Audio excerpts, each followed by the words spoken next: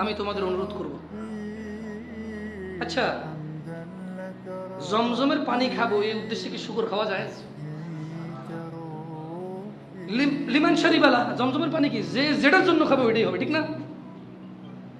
তো জমজমের পানি খাবো এই জন্য কি শুকরের গোস্ত খাবো? ধরো শুকরের গোস্ত মুখে নিব, কিন্তু মাগার ভাই আমি জমজম ছাড়া গিলবো না, কারণ জমজম হচ্ছে পবিত্র পানি। জায়েজ? তো তোমরা যে বিয়ে করার উদ্দেশ্যে প্রেম করো, এটা কি জায়েজ?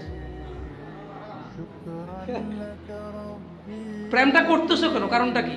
বলতেছো যে না ও ভালো, ও কি ধার্মিক, কারণ এক শুধু আমার সাথে কথা বলার সাথে কথা বলা।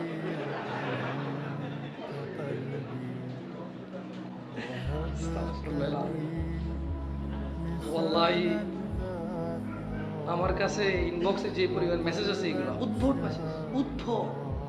বলতেছে যে ও কোরআন শরীফ ছুঁয়ে বলছে আমাকে বিয়ে করবে। এখন আমি কিন্তু ওকে ধোকা দিই নাই শেখ, এখনো বিয়ে করে ফেলছে। শেখ আহমদুল্লাহর ওয়াজে শুনছি মজা করে কবুল বললো বিয়ে হয়ে যাবে, এরকম আমরা বলছি। এখন ওর কি আমার সাথে বিয়েটা বৈধ নাকি ওর বাপের সাথে যেটা বৈধ? আমি টেনশনে পড়ি যে এই প্রশ্ন আমি কারে রেফারেন্স দিব।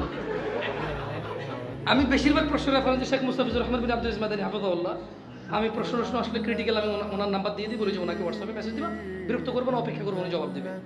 সাইফুদ্দিন মাদানী হাফিজাহুল্লাহ, এভাবে আমি এক একটা ক্যাটাগরি, যেমন শেখ মনজুর ইলাহি হাফিজাহুল্লাহর রেফারেন্স আমি দিই কাকে? যে বলে যে কি ট্রেডমেড আছে, এগুলোর নাম আমি ভুলে গেছি, মানে ট্রেডিং, তারপরে যে অনলাইন কেন্দ্রে ধরেন ওই যে কি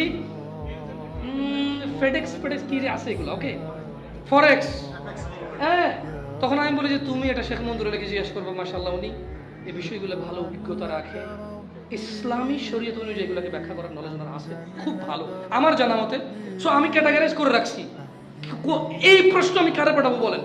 মানে শেখ আহমদুল্লাহর ওয়াজে শুনছে মজা করে কবুল বললে বিয়ে হয়, এটা ওরা বলছে, বলার পরে স্বামী স্ত্রীর মতো ছিল কয়দিন, মেয়ের বাপে বিয়ে দিয়ে দিচ্ছে, এখন কি ওর বিয়েটা ঠিক হয়েছে? আমি তোর স্বামী, আমি তো তালাক দিই নাই।